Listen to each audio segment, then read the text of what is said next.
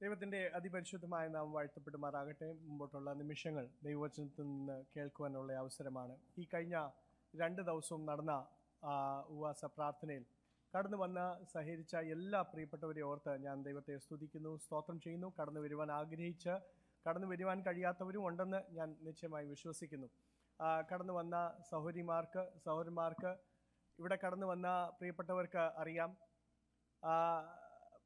അവരോട് തന്നെ സമർപ്പിച്ച് ദൈവപാദപീഠത്തിൽ ഏൽപ്പിച്ചു കൊടുത്ത് പ്രാർത്ഥിക്കുവാൻ, അത് സഹോദരിമാരാകട്ടെ പ്രിയപ്പെട്ടവർക്ക് എല്ലാവർക്കും ഒരുമിച്ച് ചേർന്ന് പ്രാർത്ഥിക്കുന്നത് മുഖാന്തരം ദൈവം ആത്മീയ മണ്ഡലത്തിൽ അതിൻ്റെയായ മാറ്റങ്ങളും അതിൻ്റെയായ വിടുതലുകളും ഈ ദിവസങ്ങൾ ദൈവം നിശ്ചയമായും കൽപ്പിച്ചാക്കിയിട്ടുണ്ട്. ഹല്ലേലൂയ. പലതിൻ്റെയും മാറ്റം നമ്മൾ ഇപ്പോൾ ചിലപ്പം ദർശിക്കത്തില്ല.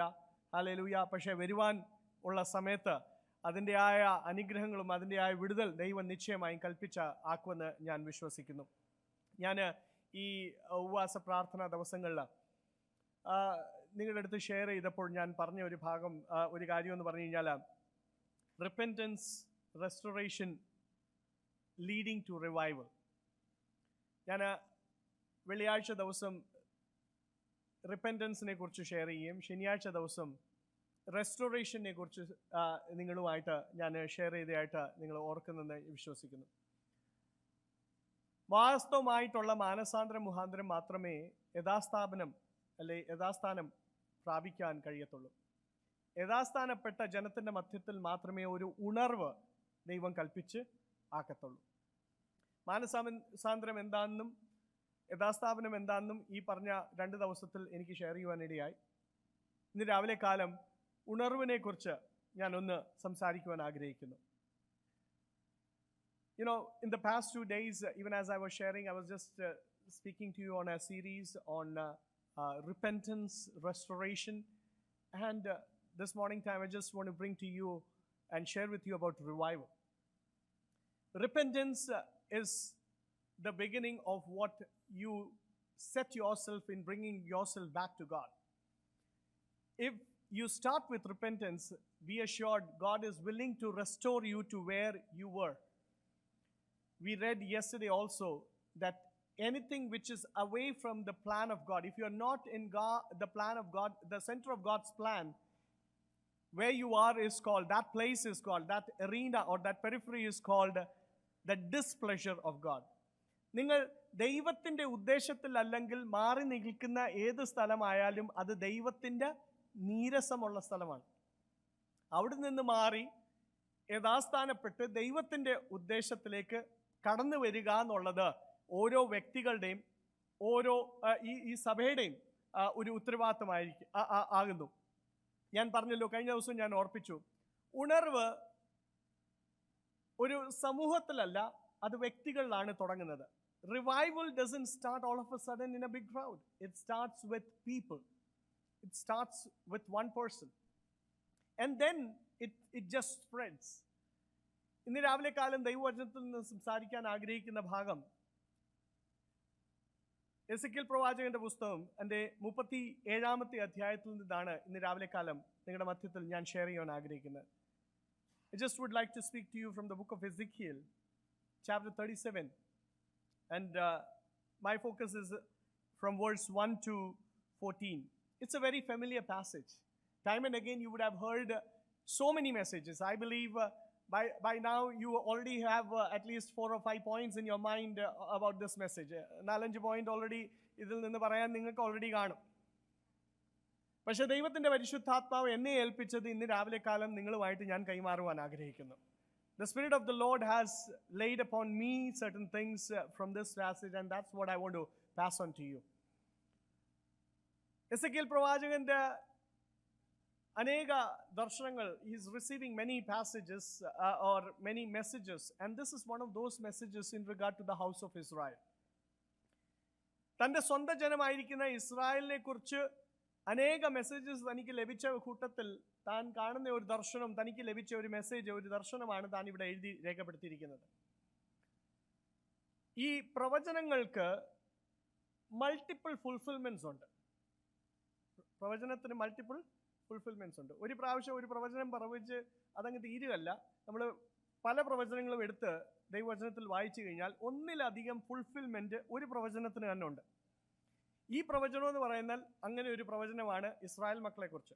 പ്രത്യേകിച്ച് അവരുടെ ബാബേൽ പ്രവാസത്തിൽ നിന്നുള്ള മടങ്ങിവരവും അത് കഴിഞ്ഞിട്ടുള്ള പല അനുഭവങ്ങളും അതിൻ്റെ മടങ്ങി വരവും എന്തിനു വേണം, നമ്മുടെ ഈ കാലഘട്ടത്തിൽ തന്നെ in 1948 when the nation of Israel was getting formed, ചിതറപ്പെട്ട കിടക്കുന്ന ഇസ്രായേൽ മക്കൾ എല്ലാം മടങ്ങി വരുന്നതും അതെല്ലാം ഈ പ്രവചനത്തോടെ നമ്മൾ ആസ്പദമാക്കി കേന്ദ്രീകരിച്ച് നമ്മൾ പഠിക്കാൻ കഴിയുന്ന ഒരു പ്രവചനമാണിത്.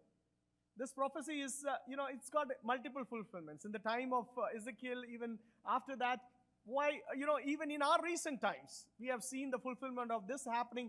The Jews who were spread around in different nations, and when the nation of Israel was getting formed, they were able to come back. So this has multiple fulfillments. So this prophecy, which he is receiving, I just would share a few thoughts from that. A few lessons which I've learned. In fact, I have 3 points which I've laid out for you over here, which I received from the Lord, which I want to pass on to you. Can we just read in verse 1 and 2? അതിന്റെ 1ഉം 2ഉം വാക്യങ്ങൾ ആർക്കെങ്കിലും മലയാളത്തിലും? Yes.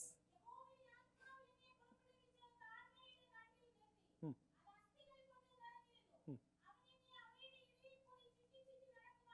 Yes.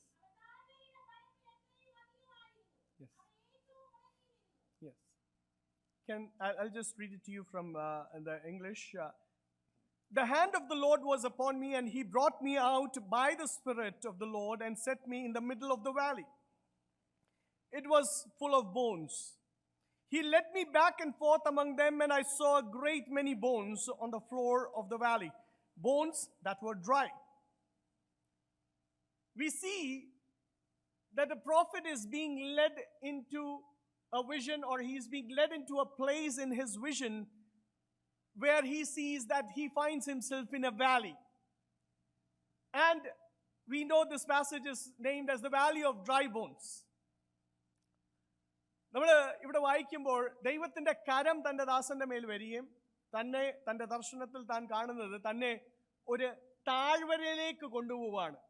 അത് അസ്ഥികൾ നിറഞ്ഞ ഒരു താഴ്വരയാണ്. അത് ചൂണ്ടിക്കാണിക്കുന്നത് ഈ പ്രവചനത്തിന്റെ ഏകദേശം 14-ാമത്തെ വാക്യം വരെയൊക്കെ നമ്മൾ വായിച്ചു വരുമ്പോൾ നമുക്ക് മനസ്സിലാവും ഇസ്രായേൽ മക്കളെ, ഇസ്രായേൽ ഗ്രഹത്തെ ചൂണ്ടിക്കാണിക്കുന്ന ഒരു പ്രവചനമാണ്. അപ്പം അതുകൊണ്ട് തന്നെ നമുക്ക് മനസ്സിലാക്കാൻ കഴിയുന്ന ഒരു കാര്യം എന്ന് പറഞ്ഞു കഴിഞ്ഞാൽ ഇസ്രായേലിന്റെ ഇപ്പോഴുള്ള അവസ്ഥയാണ് അതായിരിക്കുന്നത്, അത് ചൂണ്ടിക്കാണിക്കുന്നത്. അപ്പോൾ ഇപ്പോഴുള്ള അവസ്ഥ എന്താണ്? ഒരു പ്രതീക്ഷയുമില്ല. This shows the present status in which the house of Israel is. And what is the present state of the house of Israel? There is no hope. They are in a hopeless situation. They are in a valley, and the valley is full of dry bones, and this represents the house of God. And it is in the middle of that the man of God or the prophet is being sent. യോബിന്റെ പുസ്തകത്തിൽ ഒരു നല്ല വാക്യമുണ്ട്. Can we just turn to our Bibles to the book of Job, chapter 14 and verse 7 to 9. The book of Job.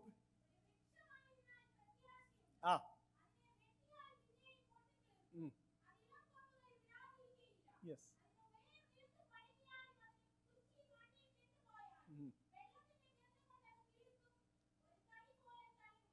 Yes. മതി. അവിടെ വായിക്കുന്ന ഒരു ഭാഗം എന്ന് പറഞ്ഞു കഴിഞ്ഞാൽ, ഒരു വൃക്ഷമാണെങ്കിൽ അത് വെട്ടിയാലും എന്തോ ഉണ്ട്? പ്രതീക്ഷയുണ്ട്. If you cut down a tree, that passage we read and understand, if you cut down a tree from the stump, there's every possibility that this tree can come back, grow. But in regard to the house of Israel, the possibility is none. ഒരു stump പോലും അല്ലെ ഒരു വൃക്ഷത്തിന്റെ ഒരു അംശം പോലും ശേഷിക്കാതെ വണ്ണം എല്ലാം നശിച്ച് അല്ലെ എല്ലാം നാശമായി കിടക്കുന്ന ഒരു അനുഭവത്തിലാണ് ഇസ്രായേൽ ഗ്രഹമായിരിക്കുന്നത്. ഒരു പ്രതീക്ഷയ്ക്കും വകയില്ല. There is no possibility left. It is from the middle of this that the Lord is speaking to the prophet and saying, see, I'm going to bring about a revival in the midst of that also. ഒരു പ്രതീക്ഷയും ഇല്ലാത്ത സ്ഥാനത്താണ് ദൈവത്തിന്റെ ആത്മാവ് തന്റെ ദാസനോട് പറഞ്ഞിട്ട് പറയാണ്, ഒരു പ്രതീക്ഷയുമില്ലാത്ത ഇതിൻ്റെ മധ്യത്തിൽ കൂടെ ഞാൻ ദൈവത്തിൻ്റെ ഒരു പ്രവൃത്തി ചെയ്ത ഒരു ഉണർവിൻ്റെ അനുഭവം എൻ്റെ ജനത്തിൻ്റെ മധ്യത്തിൽ ഞാൻ അയക്കാൻ പോകുവാണ്.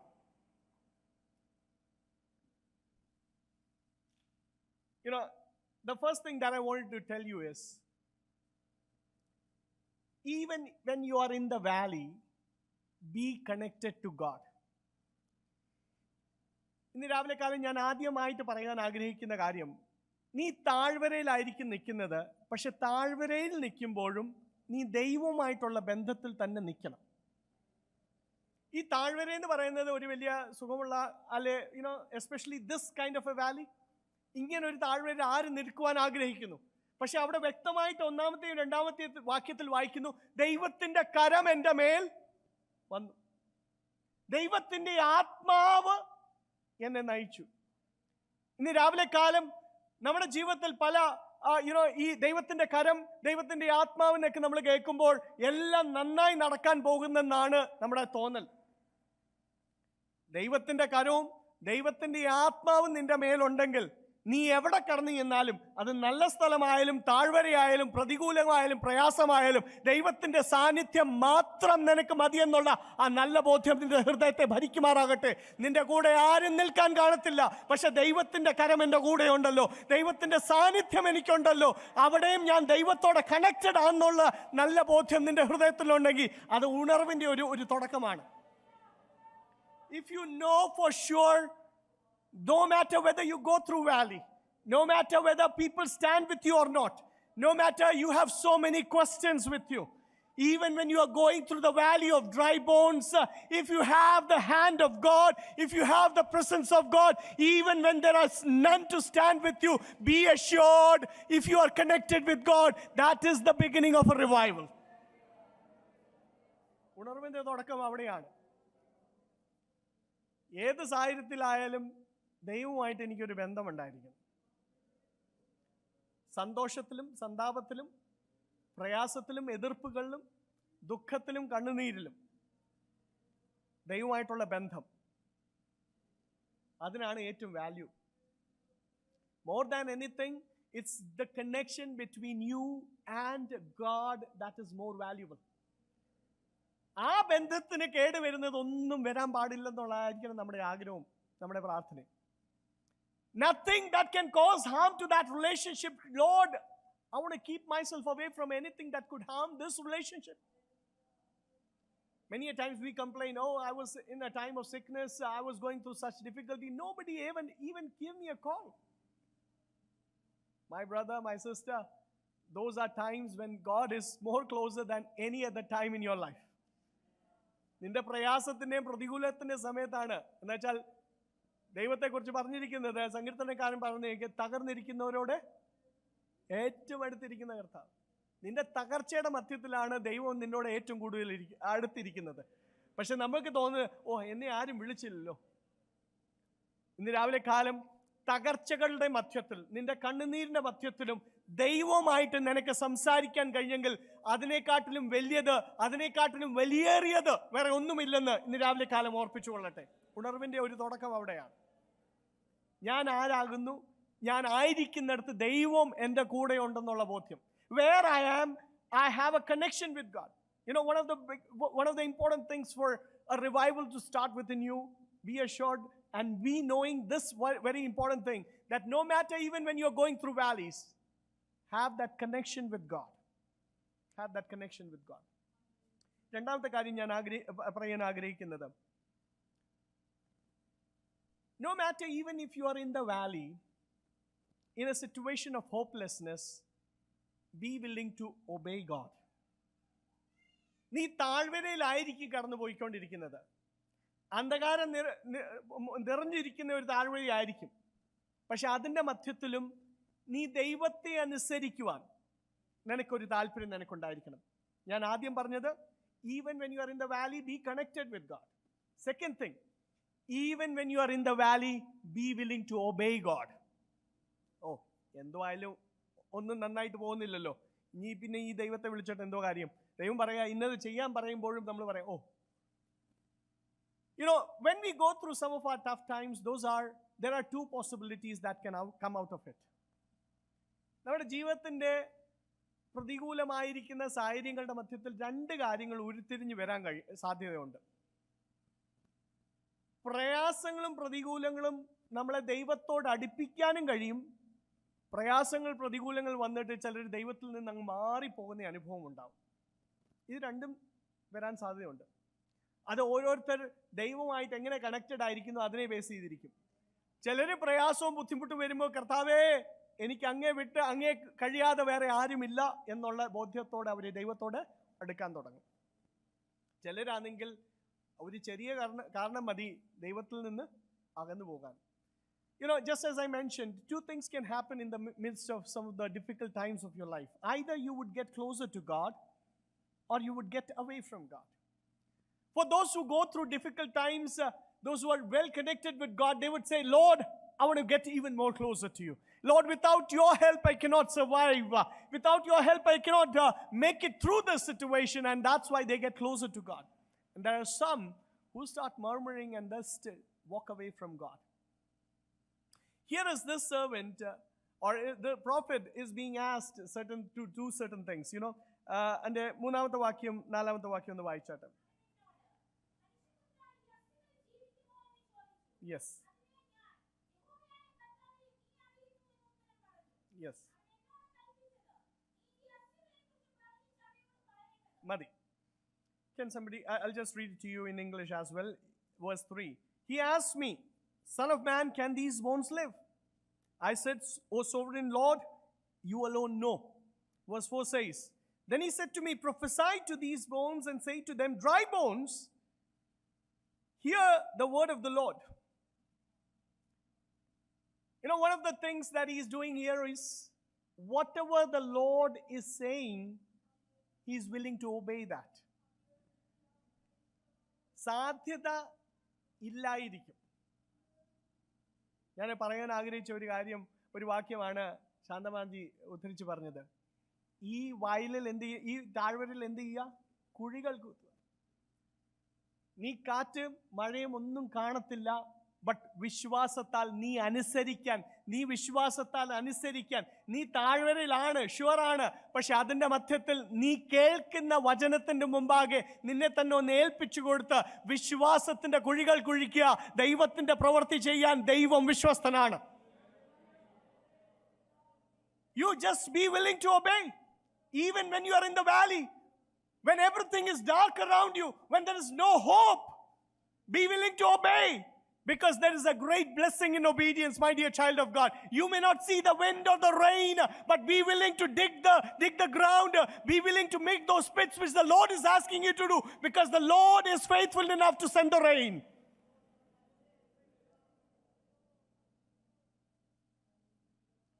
Even when you are in the valley, be connected to God.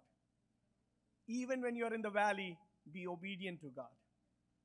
The last thing that I want to mention is, even when you are in the valley, be willing to speak as the Lord says. In the speaking, what should I speak? Speak words of faith. The prophet can ask this simple question, Lord, whom am I going to speak to? All this time I've prophesied to your people who have been, I have had at least 10 people standing around me, and I would make the word of the Lord known to them. But I am here in the valley and there's nobody here. I wish there were dead bodies, but they are not even dead bodies. They are just dry bones. If you're willing to speak what the Lord wants you to speak, even in the dead situations, let me tell you, He's a God. You might feel that you are going to get ashamed. Many a times we are not willing to witness. Many a times we are not willing to speak because we might think, I say, and if the Lord will not fulfill. ഞാൻ പ്രാർത്ഥിച്ചിട്ട് നടന്നില്ലല്ലോ, ഞാൻ പ്രാർത്ഥിച്ചിട്ട് ദൈവം ചെയ്തില്ലല്ലോ. പക്ഷെ വിശ്വാസത്താൽ ഇവിടെ താൻ പറഞ്ഞതുപോലെ അങ്ങോട്ട് സംസാരിക്കാൻ തുടങ്ങി. ദൈവവചനം താൻ സംസാരിക്കാൻ തുടങ്ങി. He started prophesying on the bones. He started prophesying on the dry bones. Can we just read in verse 9?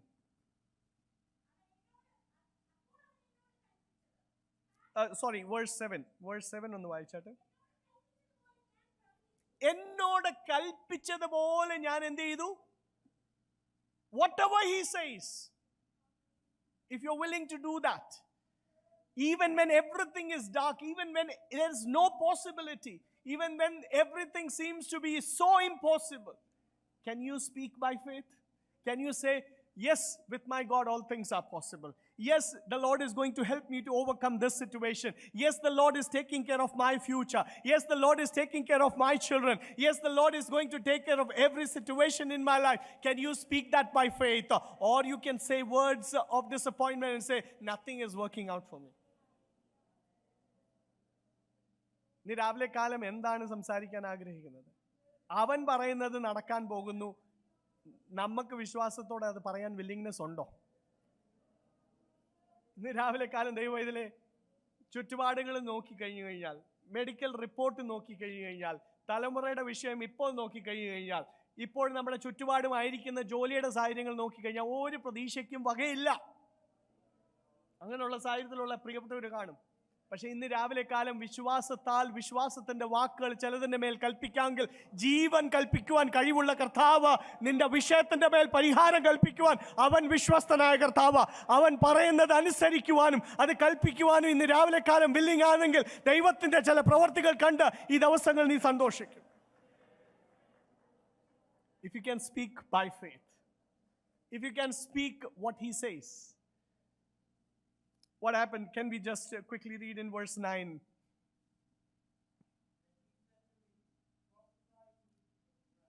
Yes.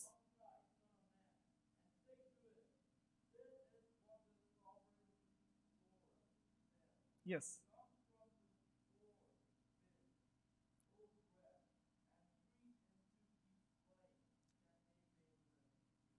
മലയാളത്തിൽ അതൊന്ന് വായിക്കാമോ? യെസ്. Yes.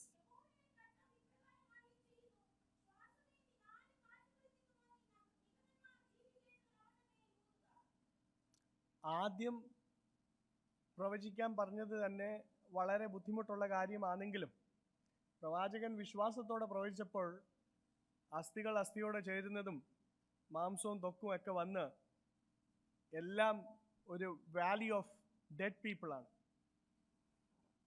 ഇതുവരെ ജീവൻ വന്നിട്ടില്ല. അപ്പോൾ പിന്നെയും ദൈവത്തിൻ്റെ ആത്മാവ് പറയുകയാണ്, നീ ഇനിയും പ്രവചിക്കുക.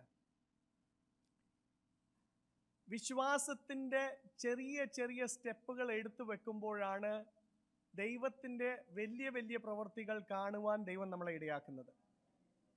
ഒരു ചെവിട് എടുത്തു വെച്ച ഈ പ്രവാചകന്റെ അടുത്ത് പറയുക, ഇനി നീ തന്നെ പ്രവചിച്ച് ഇതിൻ്റെ മേൽ നീ തന്നെ ജീവൻ കൽപ്പിക്കാൻ പോവുകയാണ്. അവനോട് പ്രവചിക്കാൻ പറഞ്ഞു, അവൻ അത് ചെയ്യാൻ വില്ലിങ് ആണ്. You know, when we take those small steps of faith, that is the time when the Lord is going to lead us even by faith into greater things. Maybe worrying about your future, your job, your many situations around you. But can you take those small steps of faith? Let me tell you, He's going to do greater things through your life. He's going to do greater things through your life.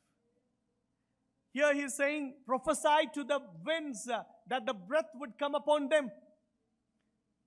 By faith, the prophet is prophesying that the breath would come upon these dead bodies. What do we read there? Verse 10 says, so I prophesied and He commanded to me and the breath entered them. ജീവൻ അവരിൽ പ്രവേശിച്ചു, അല്ലെ ജീവൻ അവരുടെ മേൽ കടന്നു വന്നു. They came to life and stood upon their feet, a vast army. വലിയ ഒരു സൈന്യമായി എഴുന്നേറ്റ് നിൽക്കുന്ന ഒരു ദൃശ്യം. Look at the way from utter ruins to a vast army, from a valley of dry bones to a whole army standing up to do anything, to be revived, to be willing to do anything that the Lord is willing to say to them. ഇവിടെ നോക്കിക്കാട്ടെ, ദൈവത്തിൻ്റെ വലിയ പ്രവൃത്തി ഒരു സാധ്യതയും ഇല്ലാത്തടത്തുനിന്ന് ദൈവം കൊണ്ടുവരുന്നു. ഇന്ന് രാവിലെ കാലം ഈ താഴ്വരയുടെ അനുഭവത്തിലായെങ്കിലും ദൈവം പറയുന്നത് പ്രകാരം ദൈവവുമായിട്ട് കണക്റ്റഡ് ആയിട്ട് നിൽക്കുവാനും ദൈവം പറയുന്നത് കേൾക്കുവാനും ദൈവം നിന്നോട് പറയാൻ പറയുന്നത് പറയാനും നീ വില്ലിങ് ആണെങ്കിൽ അത് ഉണർവിൻ്റെ ചില ഉണർവിൻ്റെ ചില സൈൻസ് ആണ്. Those are signs that you are willing to obey everything that the Lord says. Be connected to God. That's a sign of revival. Be willing to obey what the Lord is saying. Let me tell you, that's a sign of revival. Be willing to speak what the Lord speaks, or the Lord wants you to speak to others.